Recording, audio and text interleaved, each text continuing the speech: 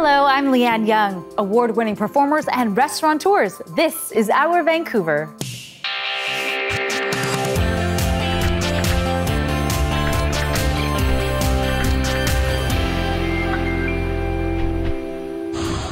Coming up, chauffeuring dogs around town.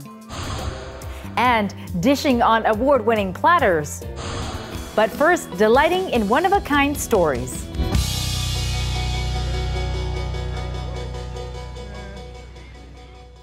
It's time again for one of the city's longest-running festivals. The Vancouver International Children's Festival kicks off May 30th, and every year since 1978, performing artists and theater groups have gotten together to stage kid-friendly events. And for the last few years, award-winning actor, playwright, and comedian Deborah Williams has put on a show for young audiences at the festival, and she joins us here today. Deborah, so nice to have you here. Thanks for having me, Leanne. So, Deborah, tell me about the show that you're doing this year. Well, it's called One of a Kind, and every year it's new. So we start a month early and learn the art of storytelling, personal storytelling. And these artists are all emerging artists. Now, I use that loosely because they're between the ages of 20 and 35. That's still emerging. I'm demerging, so we're meeting somewhere in the middle. No. And we pass on the art of storytelling and then create a story, a whole show around these stories that these young emerging artists are bringing from their own childhood. So they're really authentic and beautiful. And we work with Wendy Gorling and do physical theater. There's puppetry. There's so many different ways of sharing their lives. And these particular actors this year are from all over the world. So the languages are diverse and the humans are diverse. The stories are meaty, wonderful stories. I love it. Can you share one of these stories with us? Oh, well, one of the stories is about, a young woman, Carol, whose dad collects coins in a great big jar in the basement. And she and her sister are not allowed to speak in anything but Vietnamese at home. So you get to hear her language spoken. And she and her sister, Noella, have an adventure with these coins. Actually, Noella, who is played by a large puppet, has a choking incident with one of those coins. Oh, wow. So there's the tension These in are there. Real. There's These are some real good life suspense things. in there. Yeah, right. yeah. Very cool. That's exciting. And so, you've done all kinds of things throughout your career, and you are far from demerge, and you are flourishing right now. So why did you decide to take on, kids theater?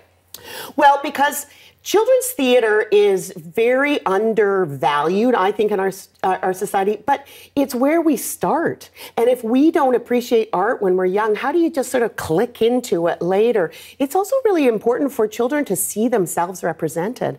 And if they don't hear their voice, their experience, they're just not going to feel as valued in their society. And that's what the arts are about, is making people feel part of our society. Absolutely. And I remember going to the Children's Festival as a child myself, and I know you were there from the very start too, right? My mom used to bring me down from Summerland in the Okanagan, and we got to see plays, and it was a huge part of why I do what I do. That's wonderful. What's it like performing for kids and putting on shows for them? How's it different than, us grown-ups? Well, kids are the best audience because they're not polite.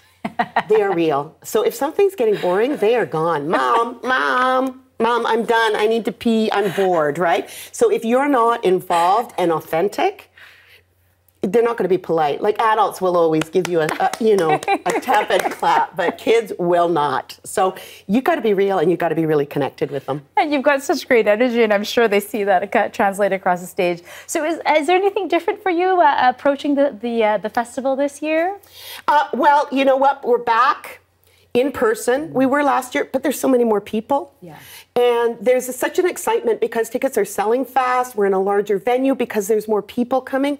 And I could weep with the excitement that people are coming back to live performance.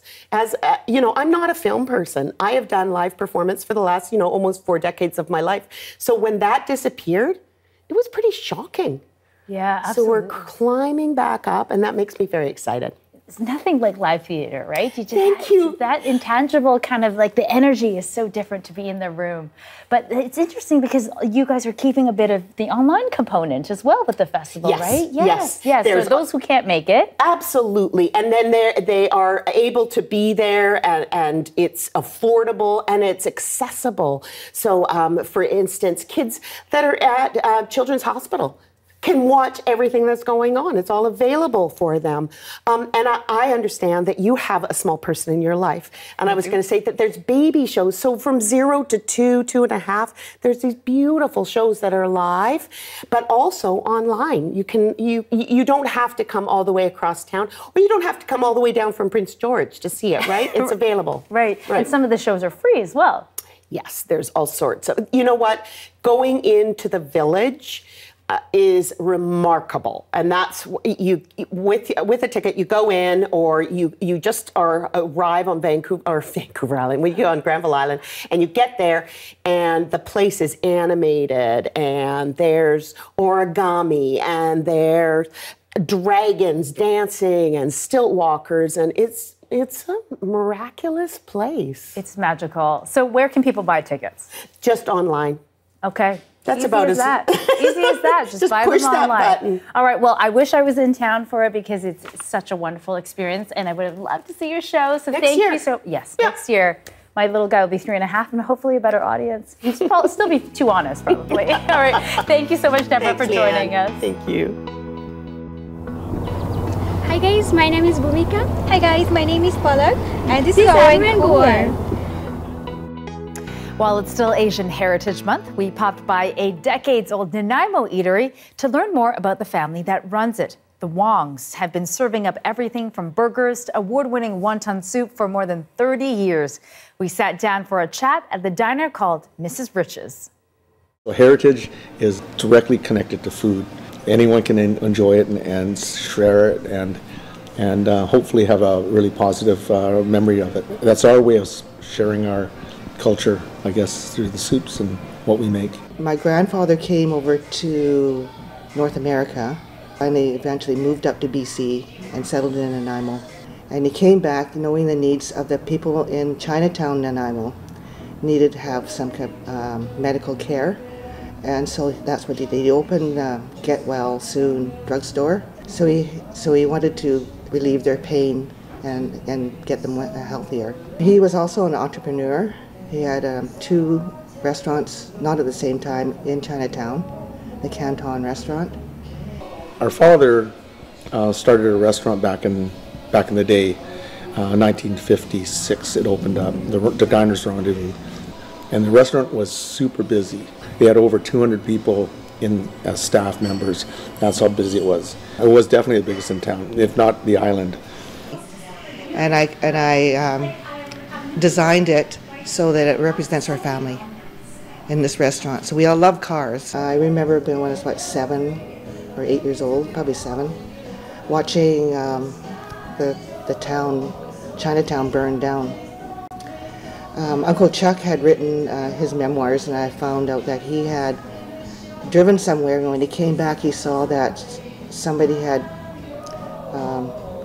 lit some area around the fencing, and the fencing got caught fire. And he went around and he said he kicked in all the doors trying to save everybody. I see more people from different cultures are here, which is kind of interesting too, and I think we belong together. We make our society a better place. So many of you take amazing photographs in our beautiful province. We always feature a few of the ones we receive each week.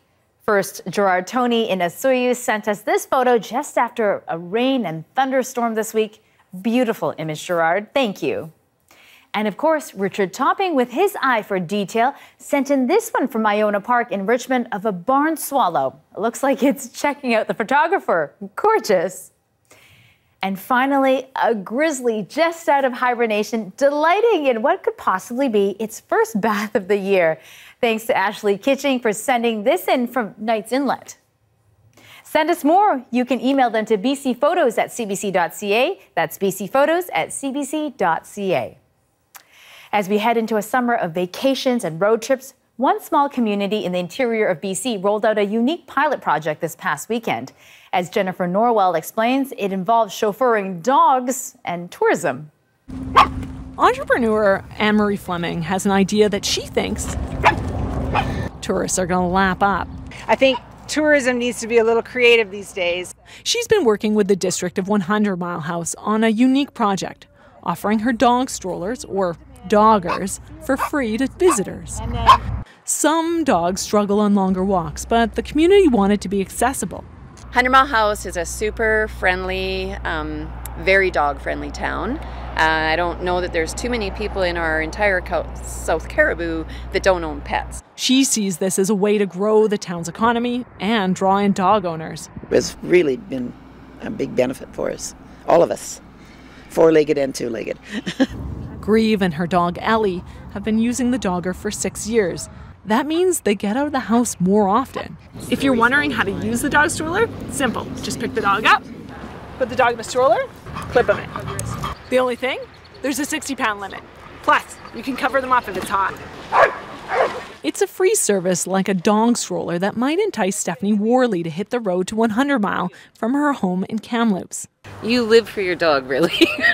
She worries 16-year-old Chevy doesn't know the limits of his aging bones. And everything you do is a focus around them, you know, like especially when you're traveling. Come here. Oh! This tourism expert sees the potential in pitching to pooch owners. It's a great idea and something that kind of signifies that they're a dog-friendly place. The statistics we see on consumer behavior around pet spending are all increasing significantly and have gone way up since the pandemic. That's what Fleming hopes happens, so that others can enjoy taking their dogs on chauffeured tours of the Caribou. I could honestly see that people will plan their trip if we could say you get the option of taking a dog stroller from visitor centers, you know, in 4 or 5 places along the highway, that they plan their trips that way. Her hope, to see doggers at tourist stops across BC so that people can plan their travels around their pups. Jennifer Norwell, CBC News, 100 Mile House. And where cats are concerned, it's being called a game changer. UBC researchers are looking at how to rehabilitate felines rescued from hoarding houses so they won't have to be euthanized. The CBC's Marie Zeidler has more. Want your tummy rubbed? Meet Lumi. Lumi is 8 years old and likes playing with her toys, looking out the window, and of course, getting lots of pets.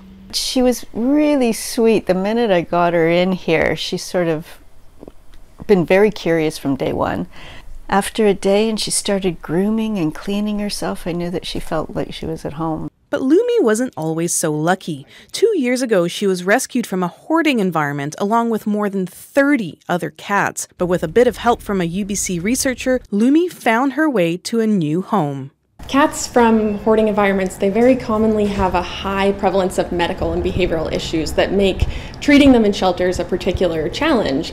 For the past few years, Egan has been researching how to rehabilitate cats like Lumi. She developed a protocol that combines anti-anxiety medication and behavioral techniques to make them less fearful of humans.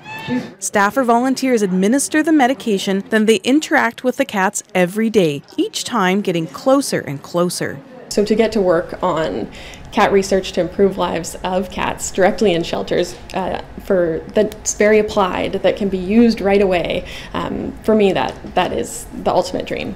Shelter cats like this are generally easy to adopt. They like pets and cuddles, and they seek out human attention. Cats that come from hoarding situations aren't always so lucky. You know, a lot would be euthanized. Kim Monteith has worked at the BC SPCA for more than 20 years. She says the organization takes in hundreds of cats from hoarding situations each year, and in the past, it didn't always end well. 5 or 10 years ago, good question.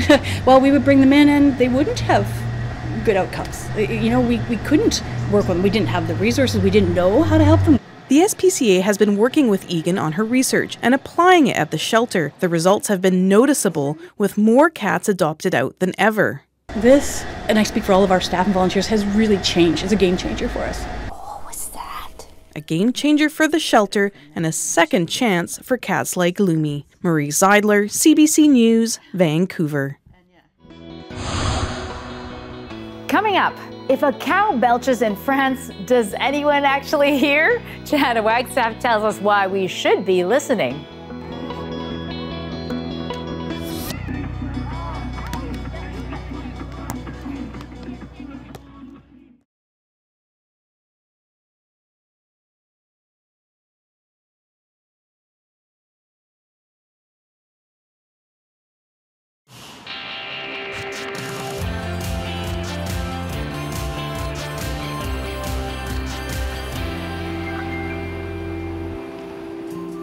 So why is beef so bad for global warming? The short answer, through agricultural processes and land use changes. The long answer, cows emit methane. Methane is a much more powerful greenhouse gas than CO2. It sticks around in the atmosphere for much less time, about 12 years, versus the centuries that CO2 will stick around. But it heats the atmosphere much more quickly. And the largest source of anthropogenic methane is agriculture. And cows generate methane through two different ways, and they are exactly the ways that you're thinking. It's through digestion and waste, i.e. belching and farting. Cows are part of an animal group called ruminants. Hey, ruminant. Just like goats and sheep and giraffes, they all have 4 stomachs to help digest their food. Each stomach chamber has a different job, but the first one, the rumen, is where the methane is produced. Your rumen stomach is where microorganisms break down complex carbohydrates into sugars, and the byproduct is methane. Contrary to popular belief, it's actually cow belching that produces the most methane rather than farting. Don't really like that word. I like to say rumble. It's not your rumbles that produce most methane. A little bit comes out through the back end, but most of it is actually through cow burps, right? It's called enteric fermentation. Scientists are studying alternatives to cow feed. For example, adding seaweed into your food to produce less methane. How does that sound? Thanks, Johanna. Welcome back to Our Vancouver. I'm Leanne Young. Well, you know him, and clearly you love him. His restaurants have won so many awards, and it's getting hard to keep up. Maenam is once again among Canada's top 100 restaurants. It recently won Vancouver Magazine Restaurants Gold Award for Best Thai and is now Michelin recommended. The list goes on. Angus An, so nice to have you. Thank you. So Angus and I are friends, but it was a surprise to have him on the show. So great to have you here, Angus. Thank you. Congrats on everything. Well, thank you so much. Okay, what are you up to? I know you're opening another new restaurant soon. Yeah, it's been a busy year, obviously. We're doing a project in Whistler that's opening this summer. It's called Methane. It's on Creekside, so it should be very exciting. So and this is not Maenam, not Longtail. No, it's another restaurant. No, yeah. Okay, a whole different concept. What is it about? It's sort of like Maenam. It's a modern Thai restaurant. We just feel like there could be, better Asian offerings up in Whistler, so. I'm with you on that. Yes, that would be a great addition to the scene. And, you opened in Maenam 14 years ago. What's it been like in the industry and been for that long? I think you were in the middle of a recession when you guys opened, right? Well, the recession was really the reason we opened. Gastropub was losing a lot of money at that time, and we had a concept in our back pocket, casual Thai restaurant. And we wanted to offer something different, something that Vancouverites haven't seen before in terms of, the type of Thai food that we can offer. So we switched. And obviously that was a switch that we never looked back on, and 14 years later, we're still here. I think that lesson obviously taught me a lot through what we've been going through in the last 3 years. It sort of gave me a lot of, stability and maturity to go through all the difficulties that we have faced in the last 3 years. Yeah, speaking of the last 3 years, a lot of restaurants across the country are struggling, get a little newsy on you. We know the bankruptcy rates are higher than ever. Mm-hmm. Most restaurants now, half of them say that they're not profitable. You're looking at opening another restaurant, it's dicey times. Like, what's the secret to success? How have you been able to kind of survive this many years? Because I think average closing, like bankruptcy, is usually 2 years for most restaurants. Yeah, right? it's obviously tough. And I think for us, I noticed that the casual sector has been actually booming. I think people forget that rising food costs means groceries are getting more expensive, right? So for us restaurants, the restaurants that are doing well, they have the infrastructure to spread out the cost because we can buy things at wholesale. We can buy whole animals instead of just chicken breasts, right? So we can actually absorb food costs better than a home cook. Like I sometimes buy groceries for home and I find like I might as well just eat out because it's just as expensive.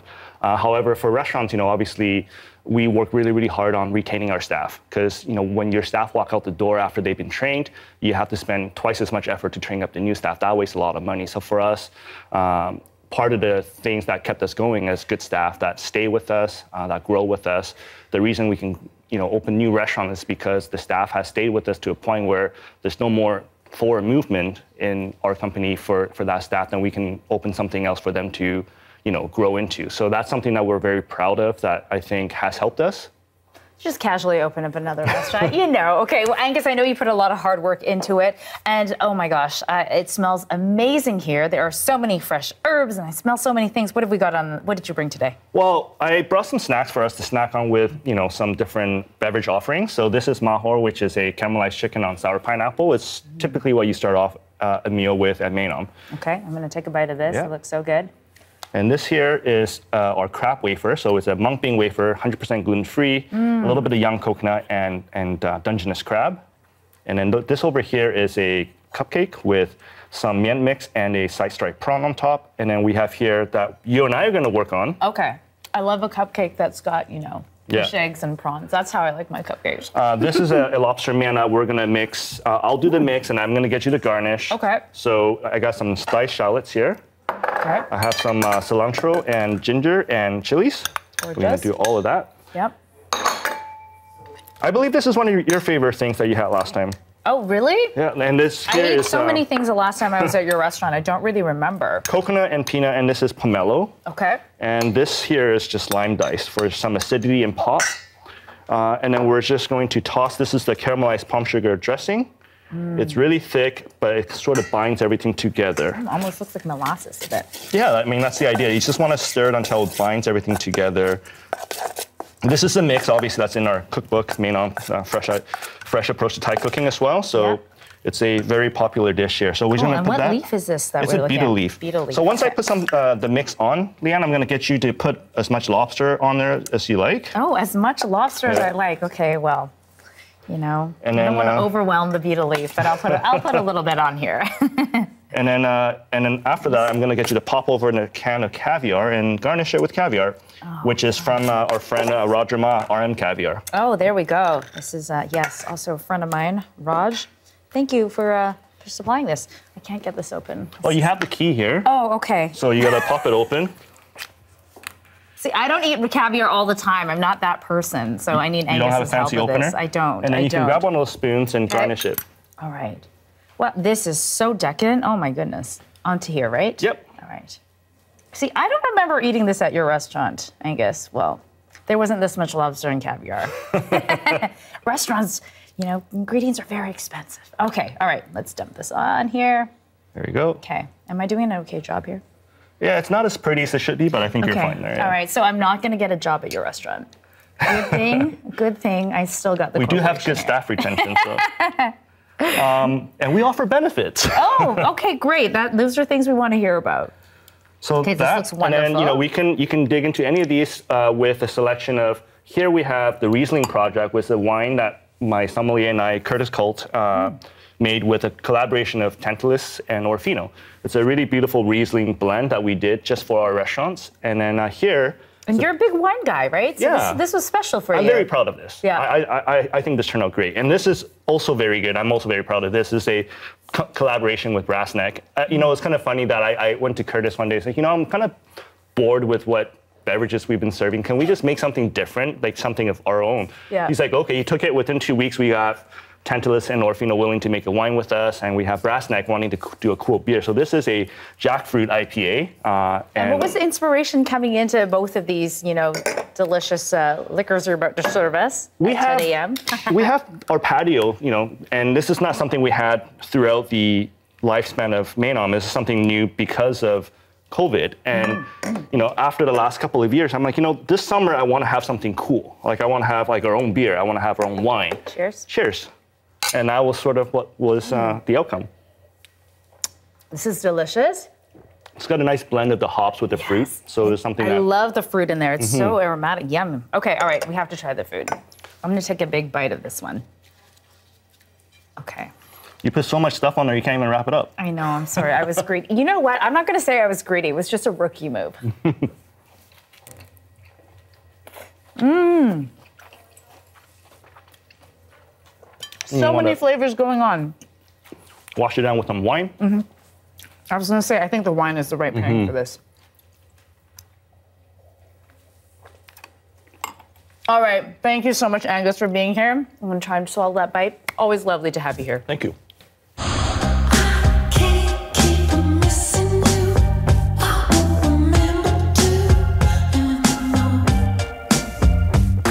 If you want to go see some live music, out of Halifax, singer-songwriter Rich O'Coin plays Vancouver's Fox Cabaret on June 1st.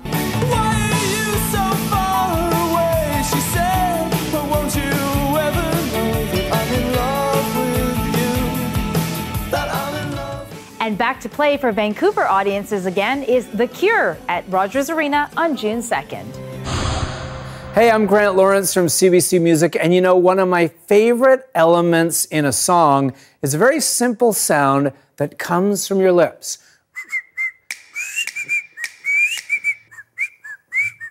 I always earmark whistling in pop songs because it struck me that the simple act of pursing your lips together and whistling will often form the most memorable hook in the song. Here's a few other famous examples. Sitting on a dock of a bay, wasting time.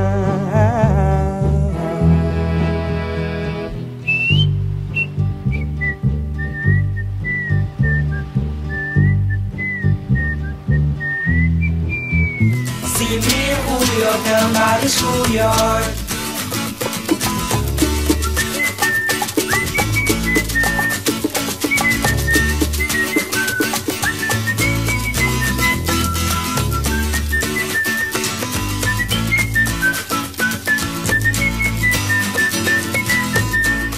There you go. The video is from 1988. The song is from 1972. Yes, that was Paul Simon with the great tune Me and Julio Down by the Schoolyard that features that awesome whistling solo. Before that, from 1968, Otis Redding's posthumous hit, #1, Dock of the Bay, with the unforgettable whistling coda to end that song.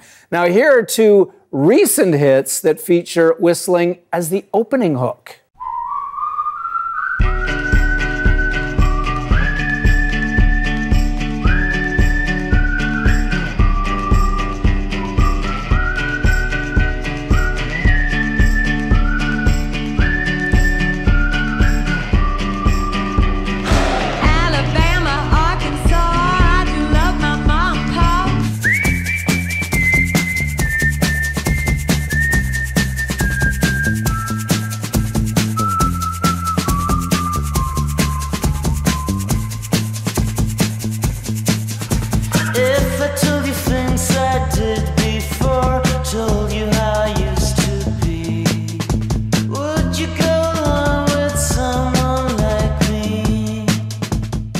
Going back to 2006, that is the haunting and unforgettable whistling from the song Young Folks, an international hit for the Swedish band Peter, Bjorn and John. And I remember first hearing that song being played in a club by a DJ, and I remember pushing to the front, asking her, "What is this song?" All because of that whistling. A brand new Canadian hit song that features a whistling hook is currently climbing the CBC Music Top 20 right now. Check it out.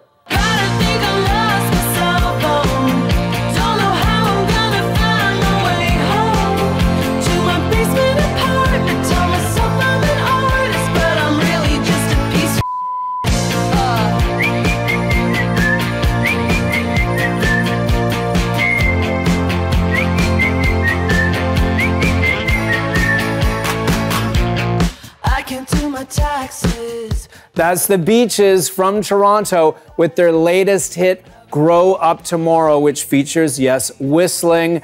I'm Grant Lawrence, and I challenge you to put together your own whistling playlist. Grow Up Tomorrow by the Beaches can be your first song. I'll check in with you again soon.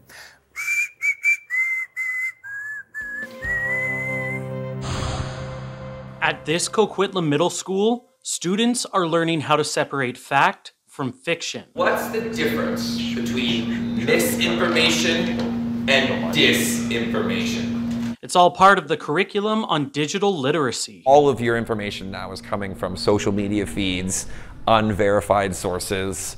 Like misinformation spreads like wildfire, right?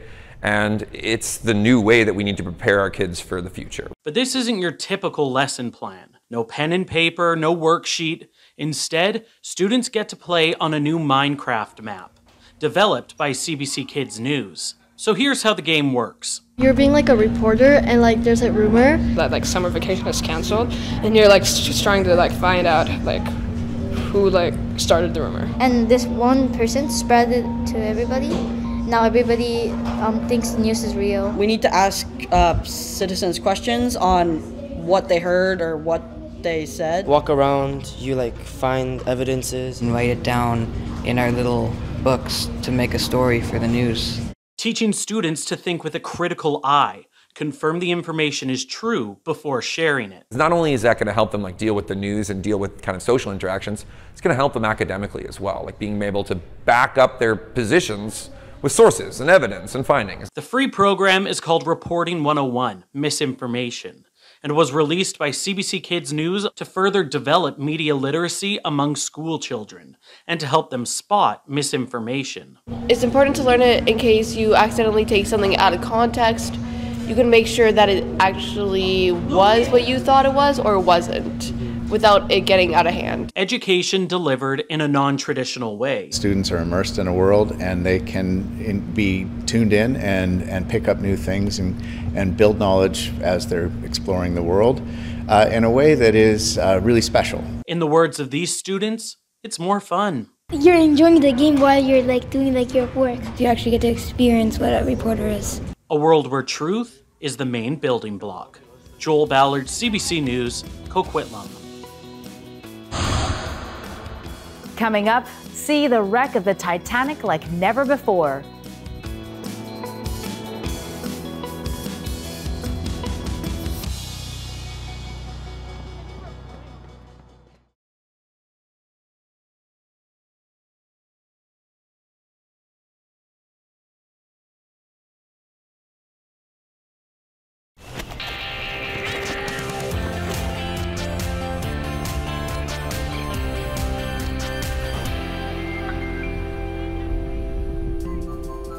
Welcome back to Our Vancouver. I'm Leanne Young. It's one of the world's best-known shipwrecks. Now, new technology is giving us a fresh perspective on the 1912 sinking of the Titanic. A 3D reconstruction of the ship has been created using deep-sea mapping. Chris Brown reports. It's as if the Titanic has had all of the water surrounding it 3,800 meters under the Atlantic drained away. This stunning 3D reconstruction is made up of 700,000 images. Deep-sea mapping company Magellan and Atlantic Productions captured the images for a documentary. We have an absolute replica, bolt by bolt, of the Titanic. And we can look at it at full size. We can look at it at, at smaller sizes. There are new and incredible details, such as the serial number on a propeller. This debris field, rather than just being a collection of shoes and champagne bottles and other things, you can actually identify people's belongings that are still on the bottom of the ocean. What most people know of the Titanic, about how a ship built to be unsinkable hit an iceberg and sank on its maiden voyage, comes from James Cameron's 1997 blockbuster. Cameron got a lot correct about what happened that night, but the new images also suggest new storylines. Officer Murdoch in the Jim Cameron movie is a bad guy who doesn't seem to want to launch the last lifeboat. Well, we went down and we could look at the exact davit that was holding the boat back. So in fact, he couldn't have launched it because it was jammed. To see it without the water was just breathtaking. Physician, scientist, and explorer Joe McInnes was the first Canadian to dive the wreck. You're looking through a tiny viewport, and you see this tiny section of seafloor or the Titanic, and you don't have a sense of the size of everything. So today's images kind of broke that for me, to see it in a way that I could only imagine. McInnes says as more stories about the Titanic are revealed, the more we learn about ourselves, which is why the story of the sinking continues to fascinate. How would I react if I was on the Titanic? Would I be courageous? Would I be a coward? It's a provocative place and it's a provocative subject. With microbes eating away at the steel, every year the ocean swallows up more of the wreck. But now with these new images, it's as if the Titanic has been preserved for generations to study and learn from. Chris Brown, CBC News, London. Hi, I'm Stefan, this is Bettina, we are from Germany, and this is our Vancouver. And speaking of old relics, it was considered an engineering marvel in its day. Mill number 3 at the Britannia Mine Museum. Now, Canada's largest museum artifact is celebrating 100 years of its existence. CBC's Benit Brach shares a glimpse of its past. On the edge of BC's Sea to Sky Highway, there's no escaping this mammoth building wedged into a mountain. There's a lot of history here, 100 years of it. This giant space was once the largest copper mine in the British Empire, and we're about to see some very unique spaces. Hundreds of steep stairs lead to different floors, and these giant machines would crush up the mined ore with copper inside. So you can imagine the noise that was inside that thing. It'd be just like a big drum.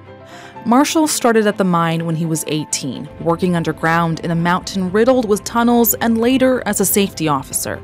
Lots of heavy manual labor. For many, mining was a labor of love, literally. I met my wife here. She was a receptionist in the office. The mill was a key part of the mine and industrial revolution. As copper was becoming in high demand for bringing power to all these different machines and things around the world. And with the mill wedged into a cliff, gravity did its part, moving the mined ore down each floor of the mill, and machines roared. By the end of the processes here, we have a high concentrate of copper-rich powders, which can then be sent off to our smelters. But everything shut down 50 years ago when copper prices dropped, leaving an empty town behind, an environmental disaster in its wake. Acid rock runoff impacted how sound for decades. But this place was more than copper. Workers lived primarily in 2 company towns, the Britannia Beach site next to the mill, and Mount Cheer, where all the underground workers lived up on the mountain. People fell in love, had kids, went to school, played sports in the communities. Around 60,000 people from 50 countries worked at the mine over its life. Yip Bing was one of them, arriving in around 1913. He worked at the general store and also made Chinese food for the miners. The community eventually named him Dr. YB because his special herbal soup helped heal miners when they were sick. He delivered it on a big wagon to different houses to feed people. At the time, Chinese workers didn't have the same rights as other workers because of discriminatory government laws, so their jobs were often limited to cooks or working above ground. To find out how special, or what his legacy that he left at Britannia Beach, that was pretty emotional for us. Decades later, this mill still stands, a reminder of a once thriving hub. The new exhibit commenting its history and impact will run until late next year. Benit Brach, CBC News, Britannia.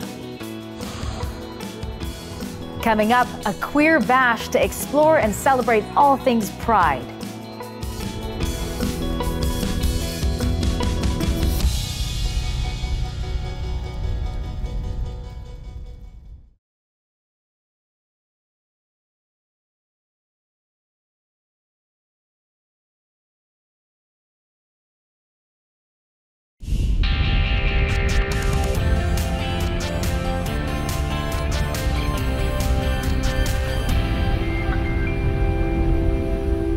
Welcome back to Our Vancouver. I'm Leanne Young.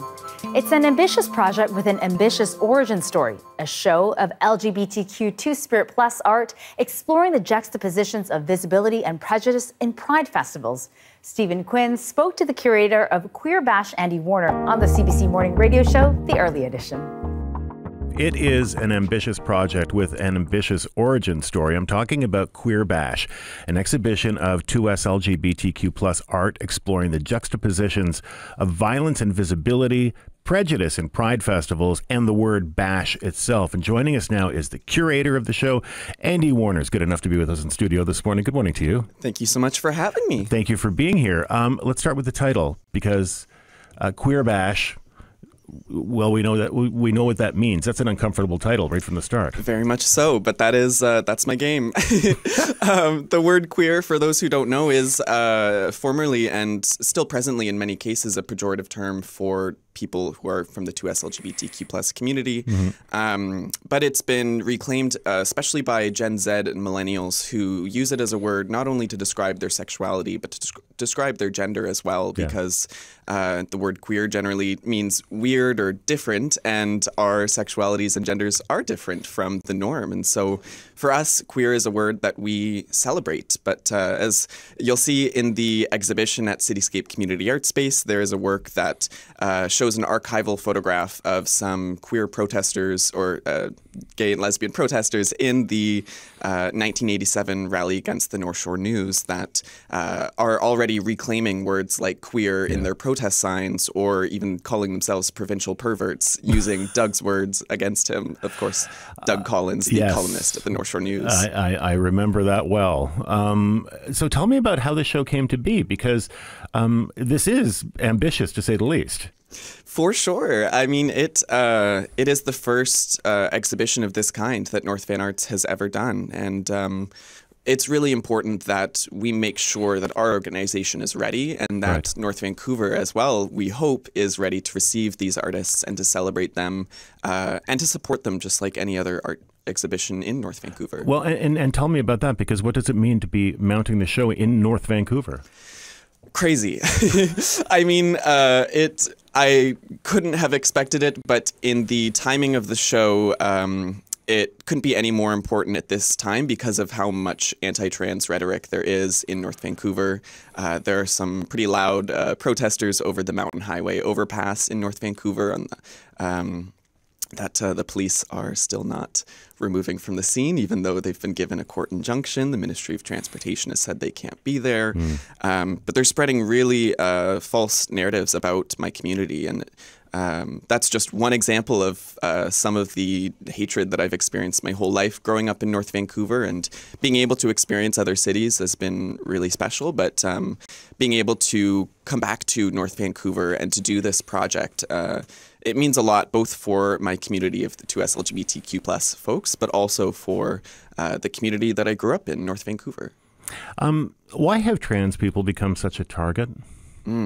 Well, in particular, I would also note trans women are especially targets because we often don't fit into what is the norm. A lot of people ask me, how come I have all these trans men that I'm friends with, and they have facial hair and their voices change, and they seem to pass more easily because all of those elements like facial hair, your voice, those are things that make trans women not pass, and those are things that make us stick out. And depending on whether or not you had access to puberty blockers in your teens, that decides how easily you can pass in your life, and how difficult your life can be when you don't have those forms of access. So in my opinion, I think as a former Republican, I know for myself, when people hate on trans people, it's likely because they are trans or they are queer in some way, and they are unsure of how to express themselves and protect themselves, so they end up trying to harm others. At the end of this program, we'd like to tip our hats to our talented photojournalists on staff at CBC Vancouver. They bring us images in their artful ways to give depth and deep character to the stories we cover. Here's a sampling from what they saw this past week. And that's all for Our Vancouver this week. Bye for now.